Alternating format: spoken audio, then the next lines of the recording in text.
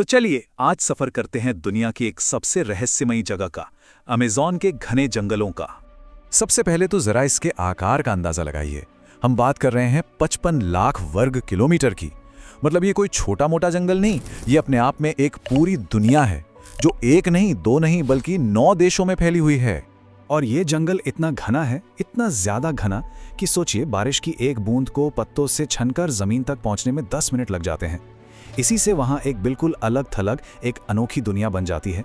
तो आज के इस सफर में हम अमेज़न के कुछ सबसे बड़े राज खोलने वाले हैं।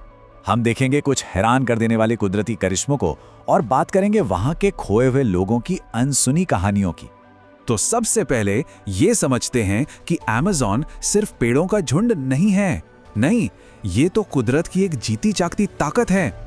मतलब ये अपना मौसम खुद बनाता है, अपनी बारिश खुद पैदा करता है। इसे अपनी बारिश के लिए समंदर के पानी की भी जरूरत नहीं पड़ती। और सबसे बड़ी बात, ये हर साल अरबों टन कार्बन डाइऑक्साइड सोख लेता है, जिससे पूरी दुनिया का मौसम कंट्रोल में रहता है। सोचिए कितना जरूरी है ये हमारे लिए। अब जब एक जंगल अपना मौसम खुद बनाता है तो वहां अजीब और रहस्यमयी चीजें तो होंगी ही। तो चलिए अब देखते हैं कुछ ऐसी ही कुदरती पहेलियां जिन्होंने बड़े बड़े वैज्ञानिकों को भी हैरान कर रखा है। क्या ऐसा हो सकता है कि कोई नदी उबल रही हो, वो भी बिना किसी ज्वालामुखी के? सुनने में नामुमकिन लगता है ना? लेकिन अमेज़न में एक ऐसी ही नदी है, शानाई टिम्पिश्का। इस नदी का पानी 80 डिग्री सेल्सियस तक गर्म रहता है और ये गर्मी किसी ज्वालामुखी से नहीं बल्कि जमीन के नीचे छोटे छोटे सोतों से आती है। क्यों और कैसे, ये आज भी एक पहेली है। स्थानीय लोग इसे पवित्र मानते हैं और इसमें अगर कोई जानवर गिर जाए तो वो जिंदा उबल सकता है। ये एक ही उदाहरण काफी है ये बताने के लिए कि हम अमेज़न के बारे में अभी कितना कम जानते हैं। एक और कमाल का नजारा है जलों का मिलन। यहाँ 2 बड़ी नदियाँ, एक गहरे काले रंग की रियो नीग्रो और दूसरी मटमैले रंग की अमेज़न नदी एक साथ आकर मिलती हैं। लेकिन कमाल यह है कि वो मिलती नहीं, किलोमीटर्स तक दोनों अपना अपना रंग बनाए साथ साथ बहती हैं। ऐसा उनके पानी के तापमान, रफ्तार और घनत्व में अंतर की वजह से होता है ना कुदरत का करिश्मा।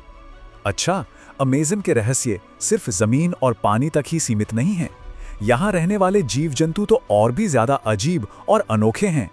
जैसे कि गुलाबी डॉल्फिन को ही ले लीजिए।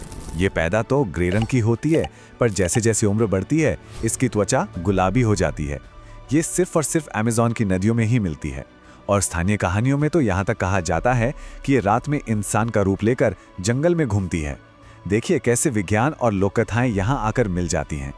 लेकिन इन सभी खूबसूरत और हैरान कर देने वाली चीजों के साथ साथ एक और सच है। अमेज़न एक खतरनाक जगह भी है।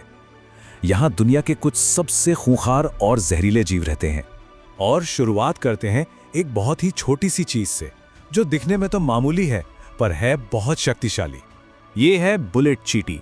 कहते हैं इसका काटना ऐसा है जैसे बंदूक की गोली लग गई हो। सच में इसके डंक को कीड़ों की दुनिया का सबसे दर्दनाक डंक माना जाता है, एक मधुमक्खी के डंक से 30 गुना ज्यादा दर्दनाक। और अमेज़न का एक नियम है, जो चीज जितनी खूबसूरत दिखे वो उतनी ही खतरनाक हो सकती है। इसका सबसे अच्छा उदाहरण है जहर डार्ट मेंढक। इसके चमकीले रंग शिकारियों के लिए चेतावनियां हैं कि मुझसे दूर रहो, क्योंकि सिर्फ एक मेंढक का जहर 50 से ज्यादा इंसानों को मारने के लिए काफी है। जबकि ज्यादातर दूसरे मेंढक छिपने के लिए कैमोफ्लेज का सहारा लेते हैं। 600 वोल्ट इतना करंट पैदा करती है इलेक्ट्रिक ईल।